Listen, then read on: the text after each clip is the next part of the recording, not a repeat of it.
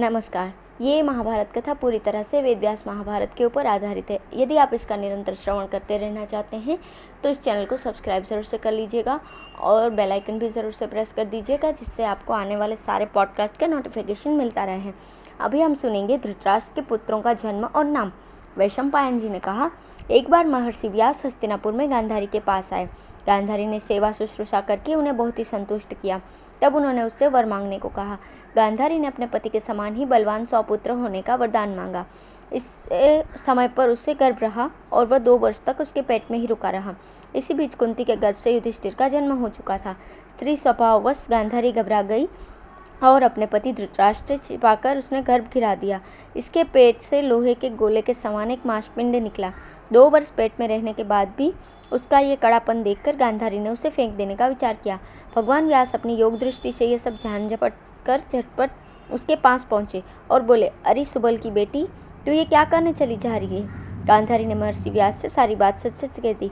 उसने कहा, भगवान, आपके आशीर्वाद से गर्भ तो मुझे पहले रहा, परंतु संतान कुंती को ही पहले हुई। 2 वर्ष पेट में रहने के बाद भी 100 पुत्रों के बदले ये मांसपिंड पैदा हुआ है। यह क्या बात है? व्यास जी ने कहा, गांधारी, मेरा वर सत्य होगा। मेरी बात कभी झूठी नहीं हो सकती, क्योंकि मैंने कभी हंसी में भी झूठ नहीं कहा है। अब तुम झटपट 100 कुंड बनवाकर इसे घी से भर दो और सुरक्षित स्थान में उसकी रक्षा का विशेष प्रबंध कर दो तथा इस मांस पिंड पर ठंडा जल छिड़को। जल छिड़कने पर उस पिंड के 100 टुकड़े हो गए। प्रत्येक टुकड़ा अंगूठे के पौरुए के बराबर था। उनमें एक टुकड़ा 100 से अधिक भी था। व्यास जी की आज्ञानुसार जब सब टुकड़े कुंडों में रख दिए गए, तब उन्होंने कहा कि इन्हें 2 वर्ष के बाद खोलना। इतना कहकर वे तपस्या करने के लिए हिमालय पर चले गए। समय आने पर उन्हीं मांसपिंडों में से पहले दुर्योधन और पीछे गांधारी के अन्य पुत्र उत्पन्न हुए। यह बात कही जा चुकी है कि दुर्योधन का जन्म होने के पहले ही युधिष्ठिर का जन्म हो चुका था। जिस दिन दुर्योधन का जन्म हुआ, उस दिन परम पराक्रमी भीमसेन का भी जन्म हुआ था। दुर्योधन जन्मते ही गधी की भांति रेंकने लगा। उसका यह शब्द सुनकर गधे, गीदड़, गिद्ध और कौवे भी चिल्लाने लगे। आंधी चलने लगी। कई स्थानों में आग लग गई। इन उपद्रवों से भयभीत होकर धृतराष्ट्र ने ब्राह्मण, भीष्म, विदुर आदि सगे संबंधियों तथा कुरुकुल के श्रेष्ठ पुरुषों को बुलवाया और कहा, हमारे वंश में पांडुनंदन युधिष्ठिर ज्येष्ठ राजकुमार है। उन्हें तो उनके गुणों के कारण राज्य मिलेगा ही। इस संबंध में मुझे कुछ नहीं कहना है। युधिष्ठिर के बाद मेरे इस पुत्र को राज्य मिलेगा या नहीं, ये बात आप लोग बताइए। अभी उनकी बात पूरी भी नहीं हुई थी कि मांसभोजी जंतु, गीदड़ आदि चिल्लाने लगे। इन अमंगल सूचनों को और अपशकुनों को देखकर ब्राह्मणों के साथ विदुर जी ने कहा, राजन, आपके इस ज्येष्ठ पुत्र के जन्म के समय जैसे अशुभ लक्षण प्रकट हो रहे हैं, उनसे तो मालूम होता है कि आपका ये पुत्र कुल का नाश करने वाला होगा। इसलिए इसे त्याग देने में ही शांति है। इसका पालन करने पर दुख उठाना पड़ेगा। यदि आप अपने कुल का कल्याण करना चाहते हैं तो 100 में 1 कम ही सही, ऐसा समझकर इसे त्याग दीजिए और अपने कुल तथा सारे जगत का मंगल कीजिए। शास्त्र स्पष्ट शब्दों में कहते हैं कि कुल के लिए एक मनुष्य का, ग्राम के लिए एक कुल का, देश के लिए एक ग्राम का और आत्मकल्याण के लिए सारी पृथ्वी का भी परित्याग कर दें। सबके समझाने बुझाने पर भी पुत्र स्नेहवश राजा धृतराष्ट्र दुर्योधन को नहीं त्याग सके। उन 101 टुकड़ों में से 100 पुत्र और 1 कन्या उत्पन्न हुई। जिन दिनों गांधारी गर्भवती थी और धृतराष्ट्र की सेवा करने में असमर्थ थी, उन दिनों एक वैश्य कन्या उनकी सेवा में रहती थी और उसके गर्भ से उसी साल धृतराष्ट्र के युधिष्ठिर नाम का पुत्र उत्पन्न हुआ। वो बड़ा यशस्वी और विचारशील था। जन्मेजय, धृतराष्ट्र के पुत्रों के क्रमशः नाम ये हैं। दुर्योधन सबसे बड़ा था और उससे छोटा था युयुत्सु। तदंतर दुशासन, दुस्सह, दुश्शल, जलसंध, सम, सह, विंद, अनुविंद, दुर्दर्श, सुबाहु, दुष्प्रदर्शन, दुर्मर्शन, दुर्मुख, दुष्कर्ण, कर्ण, विविशति, विकर्ण, शल, सत्व, सुलोचन, चित्र, उपचित्र, चित्राक्ष, चारुचित्र, सरासन, दुर्मद, दुर्विगा, विवित्सु, विकटानन, उर्णनाभ, सुनाभ, नंद, उपनंद, चित्रबाण, चित्रवर्मा, सुवर्मा, दुर्विमोचन, आयोबाहु, महाबाहु, चित्रांग, चित्रकुंडल, भीमवेग, भीमबल, बलाकी, बलवर्धन, उग्रायुध, सुषेण, कुंडधार, महोदर, चित्रायुध, निशंगी, पाशी, वृंदारक, दृढ़वर्मा, दृढ़क्षत्र, सोमकीर्ति, अनुदर, दृढ़संध, जरासंध, सत्यसंध, सदसुवाक, उग्रश्रवा, उग्रसेन, सेनानी, दुष्पराजय, अपराजित, कुंडशाई, विशालाक्ष, दुराधर, दृढ़हस्त, सुहस्त, बातवेग, सुवर्चा, आदित्य केतु, बह्यासी, नागदत्त, अग्रयायी, कवची, क्रथन, कुंडी, उग्र, भीमरथ, वीरबाहु, अलोलूप, अभय, रौद्रकर्मा, द्रुरथाश्रय, अनाध्रुय, कुंडभेदी, विरावी, प्रमथ, प्रमाथी, दीर्घरोमा, दीर्घबाहु, महाबाहु, व्यूढ़ोरस्क, कनकध्वज, कुंडाशी और वीरजा। कन्या का नाम दुश्शला था। वे सभी बड़े शूरवीर, युद्ध कुशल तथा शास्त्रों के विद्वान थे। धृतराष्ट्र ने समय पर योग्य कन्याओं के साथ सबका विवाह किया। दुश्शला का विवाह समय आने पर राजा जयद्रथ के साथ हुआ। अब है ऋषि कुमार किंदम के साप से पांडु को वैराग्य। जन्मेजय ने पूछा, भगवान, आपने धृतराष्ट्र के पुत्रों का नाम और जन्म सुनाया, अब मैं पांडवों की जन्म कथा सुनना चाहता हूँ। वैशंपायन जी ने कहा, जन्मेजय, राजा पांडु एक वन में विचर रहे थे। वो हिंसक पशुओं से पूर्ण और बड़ा भयंकर था।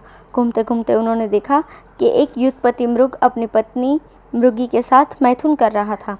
पांडु ने साध कर 5 बाण मारे, वे दोनों घायल हो गए। तब मृग ने कहा, राजन, अत्यंत कामी, क्रोधी, बुद्धिहीन और पापी मनुष्य भी ऐसा क्रूर कर्म नहीं करते। आपके लिए तो उचित यह है कि पापी और क्रूरकर्मा मनुष्यों को दंड दे। मुझ निरपराध को मारकर आपने क्या लाभ उठाया? मैं किंदम नाम का तपस्वी मुनि हूँ। मनुष्य रहकर ये काम करने में मुझे लज्जा मालूम हुई, इसलिए मृग बनकर अपनी मृगी के साथ में विहार कर रहा था। मैं प्रायः इसी वेश में घूमता रहता हूँ। मुझे मारने से आपको ब्रह्म हत्या तो नहीं लगेगी, क्योंकि ये बात आप जानते नहीं थे, परंतु आपने मुझे ऐसी अवस्था में मारा है वो सर्वथा मारने के अनुपयुक्त थी। इसलिए यदि कभी आप अपनी पत्नी के साथ सहवास करेंगे तो उसी अवस्था में आपकी मृत्यु होगी और वो पत्नी आपके साथ सती हो जाएगी। ये कहकर किंदम ने अपने प्राण छोड़ दिए। मृग रूपधारी किंदम मुनि ने मृत्यु की सपत्नीक पांडु को वैसा ही दुख हुआ जैसे किसी सगे संबंधी की मृत्यु से होता है। पांडु आतुर होकर मन ही मन कहने लगे, बड़े बड़े कुलीन भी अपने अंतःकरण पर वश न होने के कारण काम के फंदे में फंस जाते हैं और अपने ही हाथों अपनी दुर्गति करते हैं। मैंने सुना है कि धर्मात्मा शांतनु के पुत्र मेरे पिता विचित्रवीर्य भी काम वासना के कारण बचपन में ही मर गए थे। मैं उन्हीं का पुत्र हूँ। हाय हाय, मैं कुलीन और विचारशील हूँ, फिर भी मेरी बुद्धि नीच हो गई। अब मैं इस बंधन का त्याग करके मोक्ष का ही निश्चय करूंगा और अपने पिता महर्षि व्यास के समान अपना जीवन निर्वाह करूंगा। अब मैं निसंदेह घोर तपस्या करूंगा। एक एक वृक्ष के नीचे एक एक दिन अकेला ही रहूंगा और मौनी सन्यासी होकर इन आश्रमों में भिक्षा मांगूंगा। मेरा शरीर मिट्टी से लथपथ होगा और खंडर ही मेरा घर होगा। प्रिय और अप्रिय की भावना छोड़कर मैं शोक और हर्ष से ऊपर उठ जाऊंगा। निंदा और स्तुति मेरे लिए समान हो जाएंगी। आशीर्वाद, नमस्कार, सुख दुख और परिग्रह से रहित होकर न तो किसी की हंसी करूंगा और न किसी के प्रति क्रोध करूंगा। मुंह सर्वदा प्रसन्न होगा, शरीर से सबका भला होगा और चर अचर किसी भी प्राणी को नहीं सताऊंगा। सभी प्राणियों को अपनी संतान की तरह मानूंगा। कभी खा लूंगा तो कभी उपवास करूंगा। लाभ और अलाभ में मेरी दृष्टि समान होगी। कोई मेरी एक बांह को बसूले से काट डालेगा और एक में चंदन लगा देगा तो उन दोनों के प्रति मैं बुरा भला कुछ भी नहीं सोचूंगा। मैं न जीने की चेष्टा करूंगा और न मरने की, न जीवन से प्रेम करूंगा और न मृत्यु से द्वेष। जीवित अवस्था में अपने भले के लिए जितने कर्म किए ही जाते हैं उन्हें मैं छोड़ दूंगा, क्योंकि वे सब काल से सीमित है। मैं भला कर्म से प्राप्त होने वाले अनित्य फलों को क्यों चाहूँगा? सारे पापों से छूट जाऊंगा। अविद्या के जाल को फाड़ डालूंगा। प्रकृति और प्राकृत पदार्थों की अधीनता से छूट जाऊंगा और वायु की तरह सर्वत्र विचरूंगा। जो मनुष्य सत्कार या तिरस्कार से प्रभावित होकर कामनाएं करने लगता है और उन्हीं के अनुसार चेष्टा करता है, वो तो कुत्तों के मार्ग पर चल रहा है। इस प्रकार सोच विचार कर पांडु ने लंबी सांस लेते हुए कुंती और माद्री से कहा, तुम लोग राजधानी में जाओ।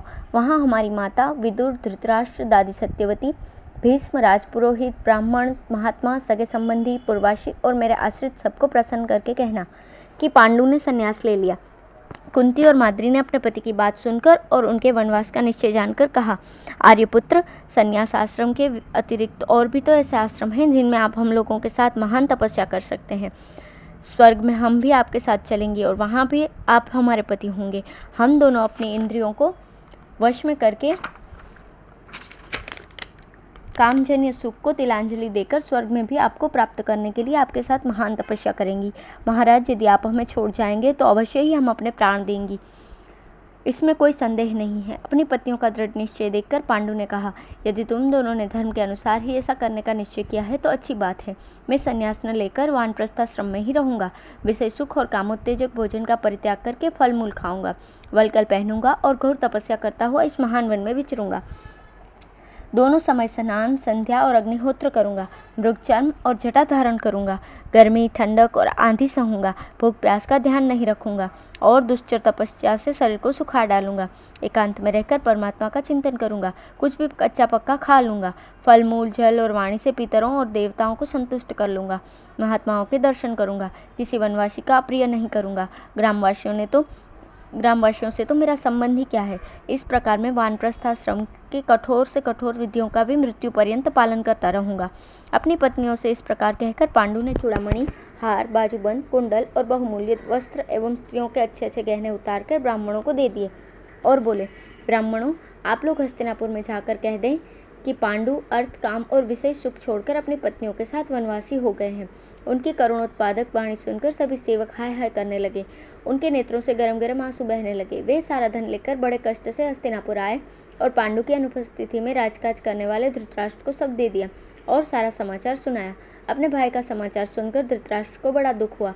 उन्हें सोने, बैठने और खाने पीने में कहीं भी रुचि नहीं रही।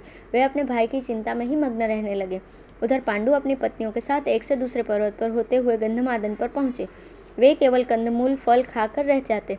ऊंची नीची जमीन पर सो लेते। बड़े बड़े ऋषि और सिद्ध उनका ध्यान रखते। इंद्रद्युम्न सरोवर के आगे हंसकुट शिखर का उल्लंघन करके वे शतशृंग पर्वत पर पहुंचे और तपस्या करने लगे। वहां सिद्धि, चारण आदि सभी उनका बड़ा प्रेम करते। महात्मा पांडु सबकी सेवा करते, मन और इंद्रियों को वश में रखते और कभी घमंड नहीं करते। वहां कोई ऋषि पांडु को अपना भाई मानते तो कोई सखा और कोई उन्हें पुत्र मानकर उनकी रक्षा दीक्षा का ध्यान रखता।